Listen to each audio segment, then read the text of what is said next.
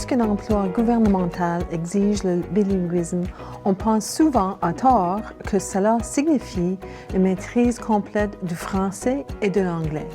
En fait, différents postes requièrent différents niveaux de bilinguisme. C'est la nature de l'emploi et des activités de communication connexes qui déterminent généralement le niveau de compétences requis dans les deux langues officielles.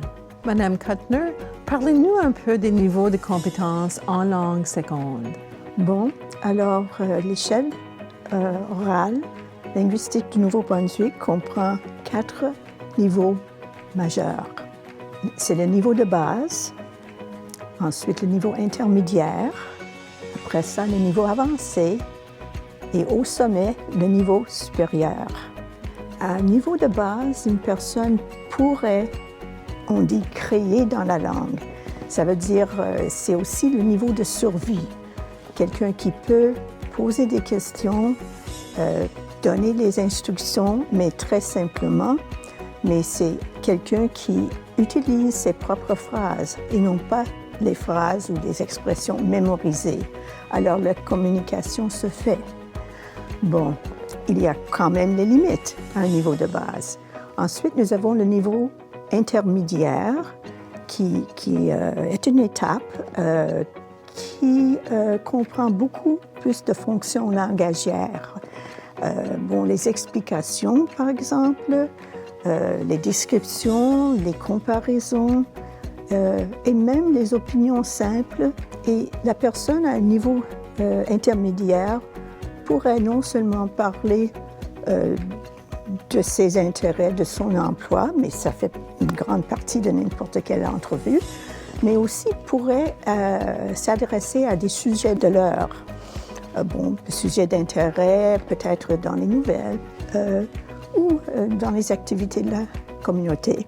Et voilà, le niveau avancé est, comme on dit, plus avancé que le niveau intermédiaire.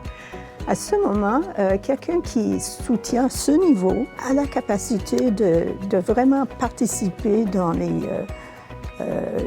réunions, disons, au travail, à part égale. On note souvent qu'il y a des erreurs de grammaire, mais pour la plupart, la personne qui atteint le niveau avancé est capable de faire des distinctions dans le temps, est capable de donner de bonnes explications et élaborer ses pensées et aussi soutenir ses opinions. Non seulement offrir une opinion, mais aussi de le soutenir, de justifier son opinion. Et c'est un niveau qui est très fonctionnel.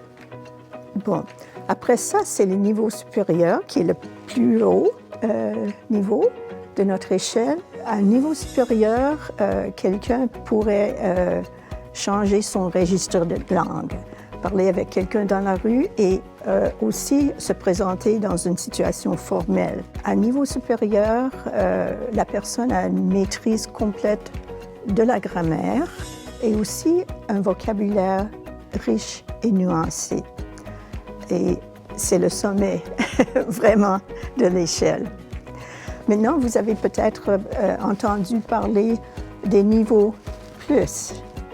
Alors, j'aimerais bien expliquer que signifie un plus quand on l'ajoute à un niveau. Alors, par exemple, le niveau intermédiaire plus signifie quelqu'un qui, pendant l'entrevue, a pu fonctionner de quelque façon au niveau supérieur, mais qui n'était pas capable de soutenir ce niveau. Alors, on ajoute le plus pour signifier que c'est quelqu'un qui approche à certaines capacités de niveau supérieur, mais ce n'est pas le niveau soutenu. Et c'est la même chose pour les autres plages niveau de l'échelle. Un plus signifie quelque chose de plus dans le niveau au-delà. Comment sont menées les évaluations linguistiques? Premièrement, ce sont effectuées au téléphone. Et ça commence avec une petite introduction de la part de l'évaluateur qui sert à donner l'occasion au candidat d'écouter la langue seconde, d'écouter l'évaluateur ou l'évaluatrice. Ça comprend peut-être deux ou trois phrases, on vérifie la date et c'est déjà là qu'on commence avec peut-être des questions un peu faciles, des questions simples, justement pour mettre à l'aise le candidat. Et aussi de nous faire une idée de la capacité de progresser un peu plus loin. Alors, graduellement, on augmente le niveau de difficulté. Alors, si la personne accomplit les fonctions de niveau de base, on monte à un niveau intermédiaire. On pousse, on encourage, on utilise les mots comme pourquoi ou comment, toujours pour faire sortir la meilleure performance du candidat. Et c'est progressif. On monte de niveau en niveau jusqu'au moment où on sent qu'on vérifie vraiment que la personne ne peut pas aller plus loin. C'est bien. Et après qu'on a vérifié les fonctions de ce niveau, de nouveau, on descend le niveau de difficulté vers la fin de l'entrevue.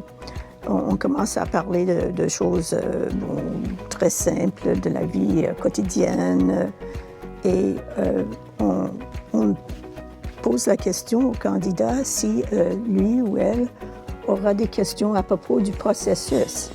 Alors souvent, il y a peut-être une petite question et après ça, on termine l'entrevue en remerciant le candidat. Je tiens à préciser que les barèmes, les analyses sont exactement les mêmes dans n'importe quelle langue. Merci beaucoup. Oh, ça m'a fait plaisir.